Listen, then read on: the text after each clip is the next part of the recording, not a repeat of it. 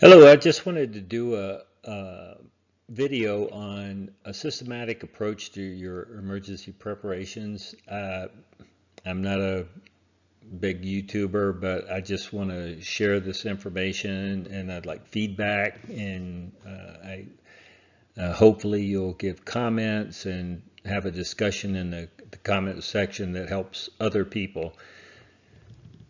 Basically, we used a process in nuclear power is called operational decision making, and the point was that you would have an event at a nuclear plant that needed to be addressed.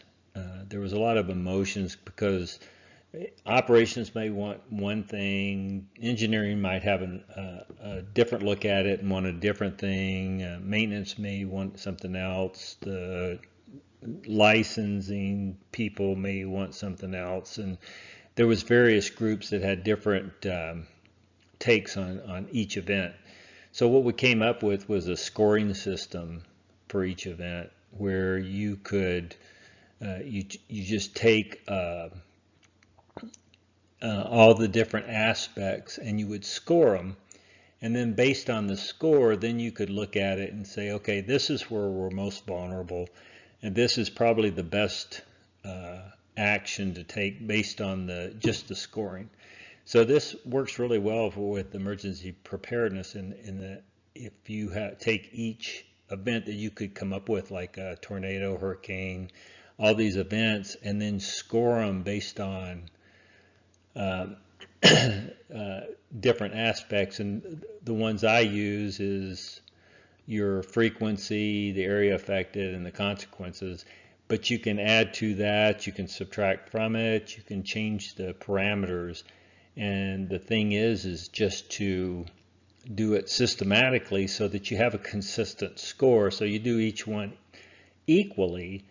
However, then when you get your score, you kind of have a good feel that, yeah, the one that scores the highest is the one that you're most vulnerable to based on the way I do it. Again, I would love feedback, and as a prepper community, it's really nice to be able to share your experience, but it's very individual. Neighbors could have a total different score for the same event, say a tornado, and two neighbors that live within feet of each other would have a different score because of their situation. So it's not like there's a right or wrong. It's a degree of how is it going to affect you. So if you have somebody in your house that could die if the electricity went out for an extended period of time because they're on a ventilator or on some type of medical machine that needs power, then it's totally different than somebody who's got young kids and everybody's healthy and stuff. So anyway, give feedback, provide, and I'll answer what I can. And again, be very constructive in your feedback so that we can learn from each other. Thank you.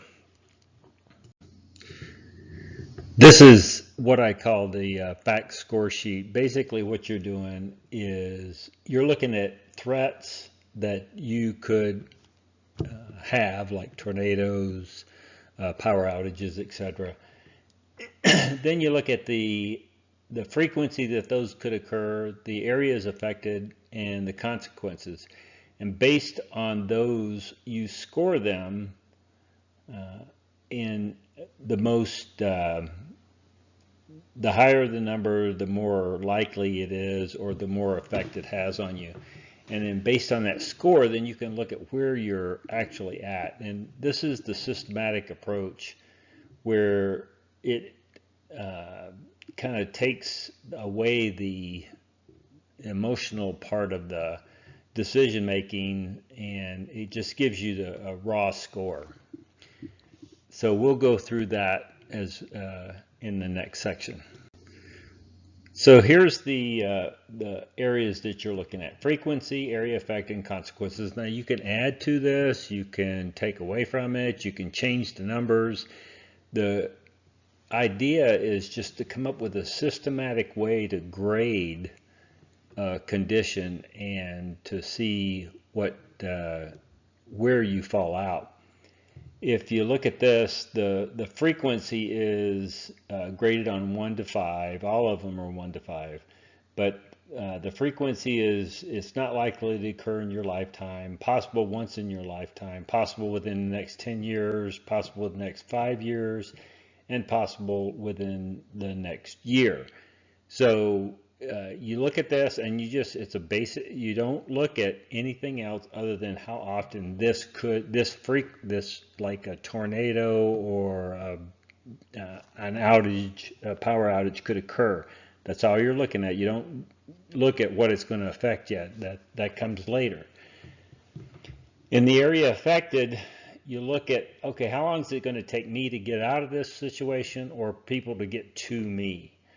So again, it goes 1 to 5. 1 is, it's a very short distance, like less than 2 miles or less than an hour for safety and rescue to get to you.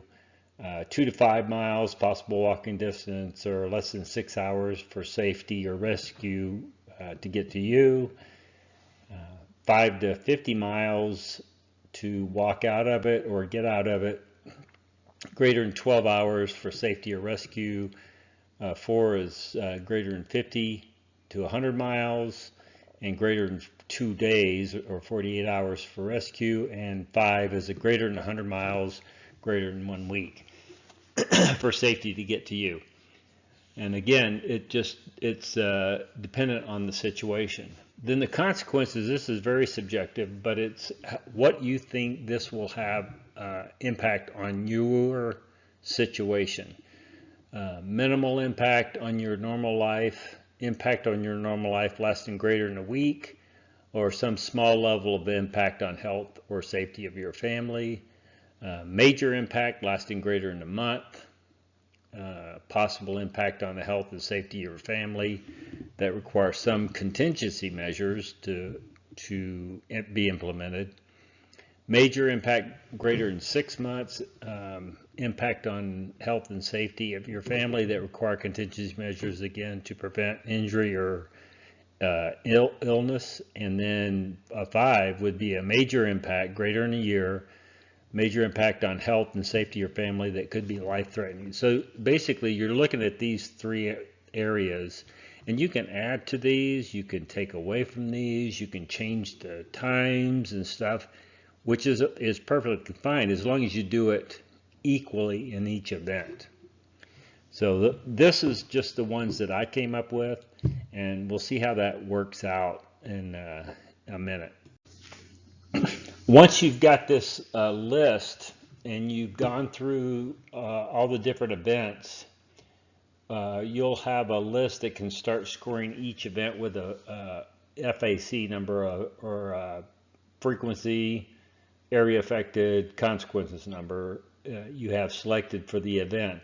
This will give you a score between 1 and 125. You multiply the scores together because they multiplication, we'll see down here, really helps you determine where you're more risky, the more risk is.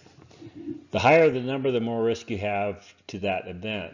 The reason the numbers are multiplied and not added is that each category has impact on the others. So we'll just illustrate this. So if you have a frequency score of 5, area affected of 5, and a contingency of 1, the sum of the FAC score is 5 plus 5 plus 1 equals 11. But when the total score is multiplied, you get a score of 5 times 1 of 25. So then let's look at another event that gives you a very similar score. A frequency of 5, area affected of 3, and a consequence of 3. So you get the same 5 plus 3 plus 3, 11 if you add it. But this time, when the total score is multiplied, you get a 45 because it's 5 times 3 times 3. Why is there such a difference? Besides just the math, the reason is to consider that one area can influence others, especially the area affected and the consequences. If the consequences are medium risk, 3, but it involves a larger area, then it will likely cause the consequences to be more severe, because you're not going to have people being able to get to you, or you being able to get out of the area as quick. So you can see how this the different areas affect the other areas. So this is taken into account into the scoring.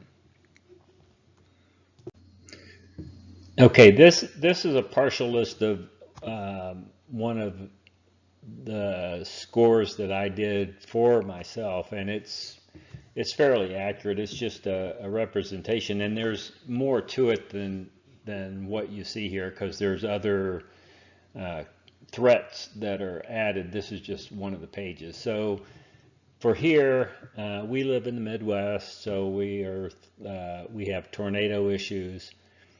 And what we do here is you look at the threat. So you list every threat that you can think of. Then you start scoring the frequency, how often. So we, about once a year, we can see tornadoes in our area because we live in the Midwest.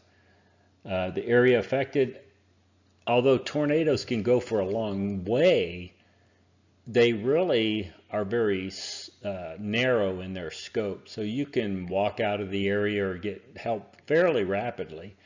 So the area affected is really only one.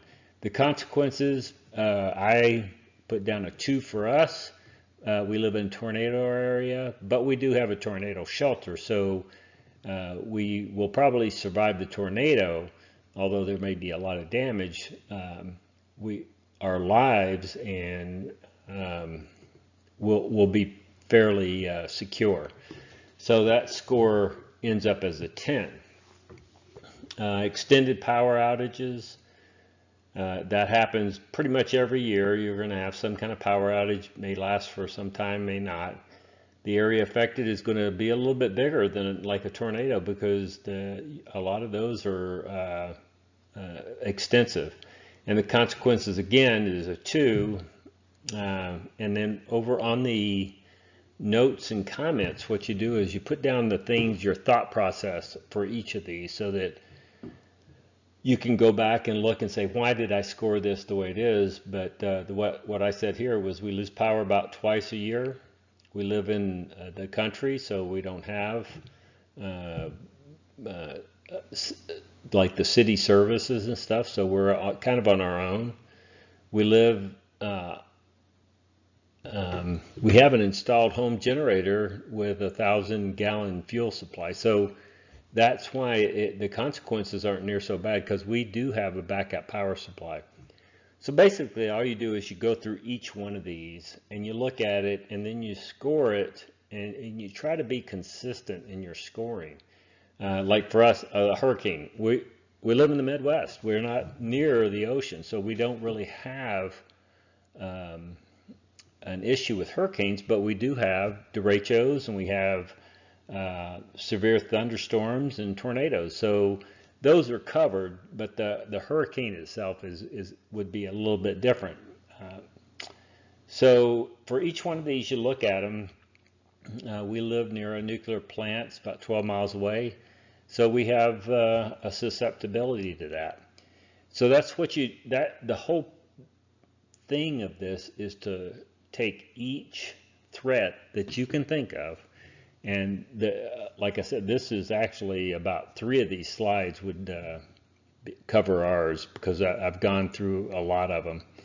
And you look at each one, and a lot of them are going to be very similar. So like a blizzard, an ice storm, or severe cold weather, they're going to be very similar, but each one might have a little bit of difference, and you might want to look at each one specifically, and although they have the same or very similar score, there may be a difference in how you address each one.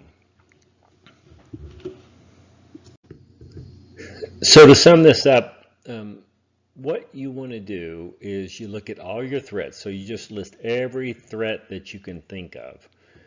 And it doesn't matter how unlikely it is or whatever, like an earthquake. You might not be in an earthquake zone, but you put down earthquake and then you just go through the process. You look at, what areas would it affect, how much frequency is going to happen, which would be very, very low, but the consequences. So you look at each one, and then based on those numbers, you can see where you're most vulnerable. Now, after you do this, then you can start doing what I would call reap. You can start reaping the benefits of this process by going through and looking at different processes you can put in place to help you manage that risk. So let's say, for example, a hurricane. Although we're not susceptible to hurricanes, if we look at a hurricane and say, okay, we live in an area that's very prone to hurricanes. We are going to look at what point will we evacuate? Do we stay or do we leave? What's the ramifications of staying and leaving? If you do leave, you want to leave early. So you make a plan that says, hey, when a hurricane's projected for our area, we'll have certain cutoff points where we want to leave, but we want to leave early so we're not caught in traffic. And you have a process that you go through for each event. So it could be tornadoes are pretty quick, so you're going to be taking shelter right away. Hurricanes, long term, you're going to be looking at the track and the different things. So the whole point of this is to give you an idea of where you're most susceptible. And if you have a high score in one area, then you go, okay, what can I do to reduce that score? So for example, a hurricane, if you have a very high score in hurricanes, then it's like, okay, there's nothing I can really do at my house because the hurricane can affect it, but I can evacuate early. I can look at making reservations in hotels very far, like 100 or 200 miles away from the coast. So when a hurricane does occur, I take actions, and my plan is to leave earlier than everybody else and to be on the road and go to a hotel that I've already scheduled. And so as far as my life, we're okay. The house, well, it may get damaged and stuff, but that's why you have insurance. So anyway, this is just a beginning. There's a lot more to this on how to manage your risk, and then to look at how your plan can save you money, because there's a lot of things like a whole house generator is going to affect many areas if you have one, because it'll affect like power outages, hurricanes, tornadoes. It's going to have an impact on all of those. So then you can look at how to effectively and efficiently provide a plan that will reduce your risk in several areas. So I'll continue to do these, and what we're going to do is, first off, you need to figure out where you are. So that's why the fact score sheet is important. It just gives you a right now, where I'm at, what's my vulnerabilities, where's my risk, and then based on that, then you can start planning and saying, okay, what can I do to reduce my risk, and then you add that in. So anyway, hopefully this will be a good series for you guys to see, and I'm going to plan on trying to do a few of these. Like the next one we'll look at, it's called REAP, which is you reap benefits of the fact sheet that you do, and it'll help you reduce your risk and also your cost for the uh, uh, planning and preparations that you're doing. So you guys have a blessed day.